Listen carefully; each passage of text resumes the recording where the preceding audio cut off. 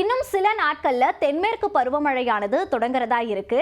குறைந்த அளவுல தான் தமிழ்நாட்டில் இந்த பருவமழை காலத்துல மழை பொழியும் அப்படின்னு சொன்னாலும் கூட தமிழ்நாடு பெரிதளவுல பயன்பெறக்கூடிய ஒரு பருவமழை காலமாக தான் இந்த தென்மேற்கு பருவமழையானது பார்க்கப்படுது. எப்படின்னு பார்த்தோம்னா நம்மளுடைய இந்த சவுத் பெனின்சுலா எடுத்துக்கலாம்.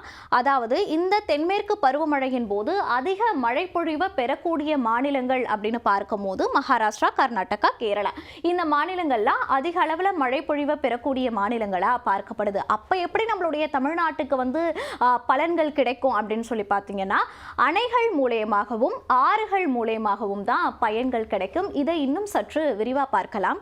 தென்மேற்கு பருவமழையின் போது தமிழ்நாட்டில் இருக்கக்கூடிய மேற்கு தொடர்ச்சி மலை ஒட்டி இருக்கக்கூடிய மாவட்டங்களில் மழை பொழிவை காணலாம். குறிப்பாக பார்த்தீங்கன்னா நீலகிரி, கோயம்புத்தூர், திருப்பூர், ஈரோடு, கரூர் ஆகிய மாவட்டங்களில் மழை பொழிவை நம்மளால் பார்க்க முடியும் இந்த தென்மேற்கு பருவமழையின் போது. இதனாலேயே இந்த மாவட்டங்கள்லாம் விவசாயத்தில் செழித்தொழுங்கி இருக்கக்கூடிய மாவட்டங்கள் அப்படின்னே நம்ம சொல்லலாம். அது மட்டும் இல்லாமல் இப்போ அப்படியே நம்ம காவேரி சைடு அப்படின்னு சொல்லி போனோம்னா இப்போ கர்நாடகாவில் கபினி பகுதியில் அதிக அளவில் மழை பொழியுது. கர்நாடகாவில் இந்த தென்மேற்கு பருவமழையினால ஒரு பரவலாகவே ஒரு கனமழையும் பெய்யுது, மிக கனமழையும் பெய்யுது அப்படின்ற பட்சத்தில் அங்கே இருக்கக்கூடிய அணைகள் நிரம்பும். அப்படியே அங்கே இருக்கக்கூடிய காவேரி அணை நிரம்புது அப்படின்னு சொன்னால் நமக்கு தண்ணீர் திறக்கப்படும். ஸோ காவேரி நதி வழியாக நமக்கு தமிழ்நாட்டுக்கு தண்ணீர் கிடைக்கப்படும். அது ஒரு ஸ்ட்ரெயிட்டாக டக்குன்னு கிடைச்சிடாது. அதில் இருந்து பல அணைகள் மற்றும் ஆறுகள் வழியாகவும் தான் நமக்கு கிடைக்கப்பெறும். இதை சற்று நம்ம விரிவாக பார்க்கணும் அப்படின்னா காவேரி ஆற்றில இருந்து தண்ணீர் திறக்கிறாங்கன்னா முக்கொம்பு அணை, அதன் பிறகு கல்லணை அணை, அதன் மூலயமா பாசன வசதிக்கு தண்ணீர் விநியோகிக்கப்படும். அதன் பிறகுதான் இது கொள்ளிடம் ஆற்றில் நமக்கு பாய்கிறது. கொள்ளிடம் ஆறு அப்படின்னு சொல்லும் போது காவேரியினுடைய முக்கிய கிளை நதி தான் இந்த கொள்ளிடம் நதி அப்படின்னு சொல்லுவாங்க. ஸோ இது மூலயமா டெல்டா பகுதிகளுக்கு நமக்கு நீர் கிடைக்கும். அதாவது நாகப்பட்டினம், திருவாரூர், தஞ்சாவூர் இது போன்ற மாவட்டங்கள், புதுக்கோட்டை இது போன்ற மாவட்டங்களுக்கு நமக்கு நீர் கிடைக்கும் இந்த காவேரி ஆறுனால. அதனாலேயே இந்த டெல்டா மாவட்டங்கள் எல்லாம் பாசன வசதி பெறும். அதன் மட்டும் இல்லாமல் விவசாயம் நல்ல ஒரு செழித்தோங்கி இருக்கிறதுக்கான சூழலை இது உருவாக்கும். அதன் பிறகு முல்லை பெரியாறு அணை ரொம்பவே முக்கியமான ஒரு விஷயம். இது முல்லை பெரியாறு டேம் நமக்கு நிறையுது இந்த தென்மேற்கு பருவமழையினால அப்படின்னு சொல்லும் போது அங்கிருந்து திறக்கப்படும் நீரானது வைகை வழியா நமக்கு வரும். ஸோ அதனால தேனி, திண்டுக்கல், மதுரை, சிவகங்கை ஆகிய மாவட்டங்கள் எல்லாம் பாசன வசதி பெறும். அது மட்டும் இல்லாம இந்த தென்மேற்கு பருவமழையின் போது நமக்கு இன்னும் கொஞ்சம் திருநெல்வேலி, தூத்துக்குடி இது போன்ற மாவட்டங்கள்லையும் நமக்கு கன்னியாகுமரி இது போன்ற மாவட்டங்கள்லையும் மழை பெய்யறதுக்கான வாய்ப்புகள் ரொம்பவே அதிக அளவில் இருக்கு.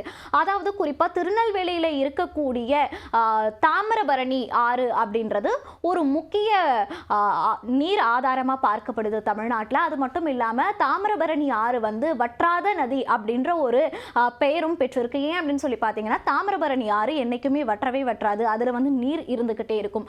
தாமிரபரணி ஆறில் எப்படி நீர் கிடைக்குது அப்படின்னு சொல்லி பார்த்தீங்கன்னா அதுக்கு முக்கிய காரணி தான் இந்த தென்மேற்கு பருவமழை.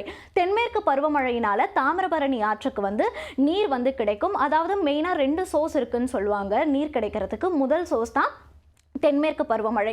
அதன் பிறகு இந்த துணை நதிகள் மூலமா கிடைக்கக்கூடியது அப்படின்னு சொல்லுவாங்க. ஸோ மெயின் சோர்ஸாக இருக்கக்கூடிய இந்த தென்மேற்கு பருவமழையின் போது தாமிரபரணி ஆற்றுக்கு நீர் கிடைக்குது அப்படின்னு சொன்னால் திருநெல்வேலி, தூத்துக்குடி, விருதுநகர், ராமநாதபுரம் இந்த மாவட்டங்களில் எல்லாம் நீர் பாசனம் வசதி பெறதுக்கான வாய்ப்புகள் ரொம்ப பெரிதளவில் பார்க்கப்படும். ஸோ இது நம்ம பார்க்கும் போதே நம்மளுக்கு ஆல் ஓவர் தமிழ்நாட்டில் இருக்கக்கூடிய இந்த வட தமிழகத்தில் இருக்கக்கூடிய மாவட்டங்களில் நீர்ப்பாசன வசதி எப்படியெல்லாம் கிடைக்குது இந்த தென்மேற்கு பருவமழையினால அப்படின்னு தெரிஞ்சிருப்போம். இதே போலதான் இப்ப கர்நாடகாவில் மழை பெய்யுது அப்படின்னு சொன்னாலும் கூட வெள்ளூர், கிருஷ்ணகிரி, தருமபுரி ஆகிய மாவட்டங்கள், அதாவது தமிழ்நாடு பார்டர்ல இருக்கக்கூடிய கர்நாடகா பார்டர்ல இருக்கக்கூடிய தமிழ்நாட்டு மாவட்டங்கள், இதெல்லாம் இந்த மாவட்டங்கள்லையும் நீர் பெறதுக்கான வாய்ப்புகள் இந்த தென்மேற்கு பருவமழையின் போது கிடைக்கப்பெறும்.